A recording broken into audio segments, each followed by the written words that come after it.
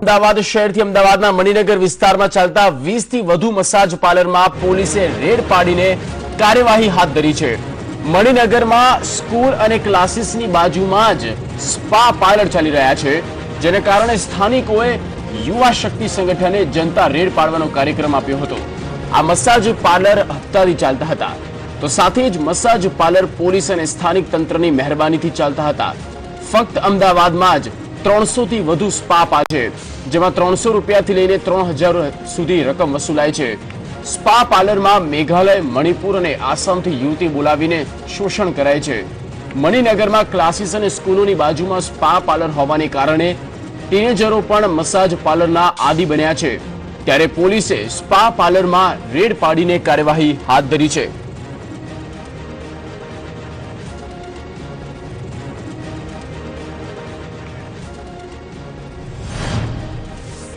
માહિતી મળેલ એ માહિતી અંગે સ્પા જ્યાં મણિનગર વિસ્તારમાં ચાલે છે ત્યાં જઈ અને જરૂરી કાર્યવાહીના ભાગરૂપે તેના લાયસન્સ ચેક કરવાની કાર્યવાહી કરેલ, તેમજ ત્યાં હાજર મળેલ ઈસમોને હાલમાં પોલીસ સ્ટેશન લઈ આવેલ છે અને પૂછપરછની કાર્યવાહી ચાલુ છે। મણિનગર જે વિસ્તાર છે, નરેન્દ્ર મોદી સાહેબ ભારતના વડાપ્રધાન બન્યા અહીંયાથી પ્રમુખ સ્વામીનું મંદિર છે, જે આખા વર્લ્ડમાં પૂછાય છે। એ જ વિસ્તારમાં દૂષણ ફેલાયું છે સ્પાનું। 18 સ્પા ચાલે છે અને મિની બેંકોક પતાયા બનાવી દીધું છે મણિનગરને। આ જ વિસ્તારની અંદર અમે 10 દિવસ પહેલા નાયબ કમિશનરને અરજી આપી હતી અને આજે પોલીસે કામગીરી કરી અને બધા સ્પા બંધ કરાવીને પકડી લાયા છે। અહીંયા 20 થી વધુ મસાજ પાર્લરને દરોડા પાડવામાં આવે છે। વધુ માહિતી સાથે જોડાઈ ગયા છે અમારા સંવાદદાતા મનોજ અગ્રાવત। મનોજ, અમદાવાદના પોશ વિસ્તાર મણિનગરમાં 20 થી વધુ મસાજ પાર્લર અને સ્પા પાર્લર પર રેડ પાડવામાં આવી છે। સમગ્ર ઘટના કેવી રીતે સામે આવી અને યુવતીઓનું શોષણ કેવી રીતે કરવામાં આવતું હતું, સમગ્ર ઘટના પર પ્રકાશ પાડશો।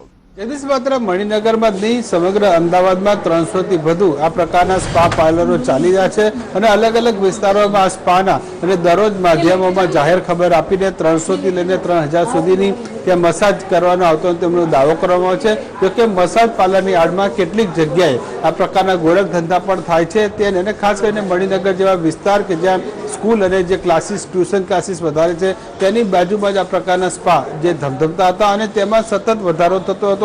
એકલા મણિનગરમાં જે 4 રસ્તા પર કહેવાય ત્યાં 18 જેટલા સ્પા પાર્લરો ચાલી હતા અને આ દૂષણ એટલું વકર્યું હતું કે આજુબાજુના જે સ્થાનિક વિસ્તારના લોકો પણ તાહીમામ થઈ ગયા હતા।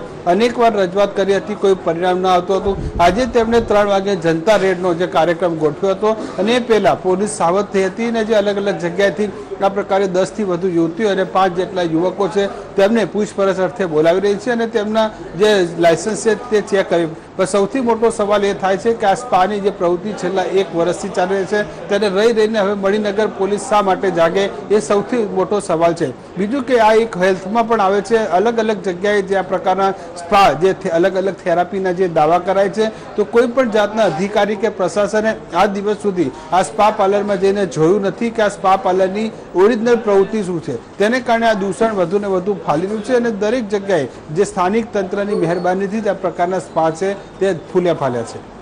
જી મનોજ, આભાર માહિતી માટે।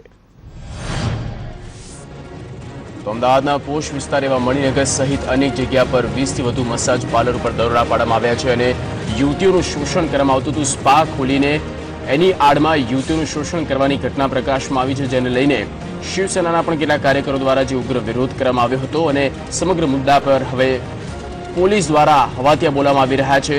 પ્રશાસન દ્વારા પણ અહીં કાર્યવાહી હાથ ધરવામાં આવી રહી છે।